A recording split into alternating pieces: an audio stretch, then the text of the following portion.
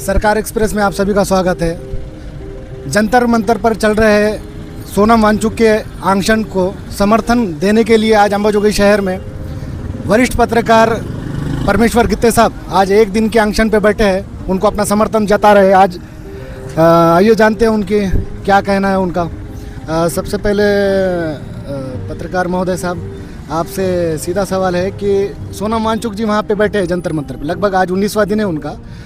क्या लगता है क्यों आखिर गवर्नमेंट उनका संज्ञान नहीं ले रही है?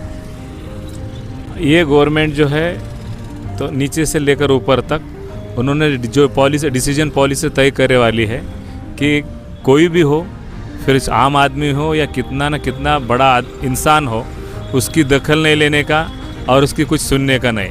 ये जो भूमिका उन्होंने तय करने वाली है बस उसका ही वो अमल कर रहे हैं। तो इसलिए सोनम वांगचुक हो या फिर अंबाजोगाई में कोई आम आदमी बैठा हो तो उनकी भी दखल नहीं लेते और ना सोनम जी वांगचुक की दखल लेते हैं। उनको फिर मसला कितना क्यों बड़ा नहीं होता, मगर उनको कुछ उसको अंजाम ही देना नहीं है जो उपोषण कर रहा है उसका। सोनम वांगचुक साहब का कहना है कि जो शिक्षा मंत्री है धर्मेंद्र जी प्रधान, उनके इस्तीफा को लेकर एक आदमी के इस्तीफा से ये मामला हल हो जाएगा? जैसा शिक्षा की जो परीक्षा वगैरह जो आज पेपर फूटी का मामला है, क्या सिर्फ एक ही आदमी उसका जिम्मेदार है? आपको क्या लगता है? नहीं, जिम्मेदार कोई क्यों नहीं होता, लेकिन जो डेमोक्रेसी हम बोलते हैं, लोकशाही जिसको हम बोलते हैं, तो लोकशाही में ये करना ज़रूरी है कि जिसके ऊपर ब्लेम है या जो कोई रिस्पॉन्सिबिलिटी है वो रिस्पॉन्सिबिलिटी ने खुद ने जानकर वहाँ पे एक नैतिकता की हैसियत से वहाँ पे रिज़ाइन करना ज़रूरी रहता। इसके पहले अपने हिंदुस्तान में बहुत सारे वाक़या हैं जिन्होंने नैतिकता से राजीनामा दिया है, इसके पहले रिज़ाइन दिया है, जिसमें फिर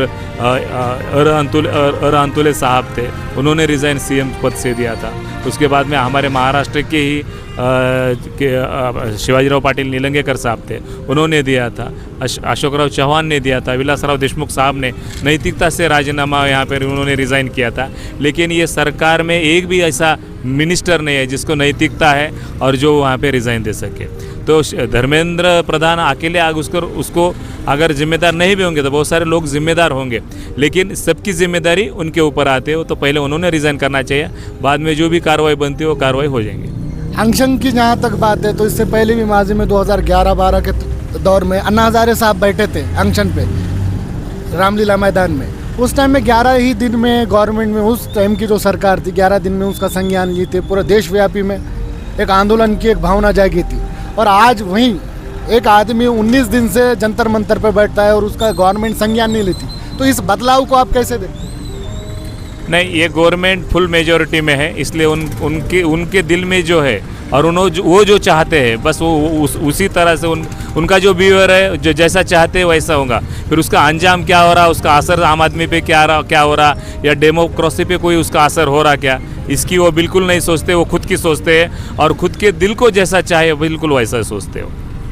ठीक है, धन्यवाद।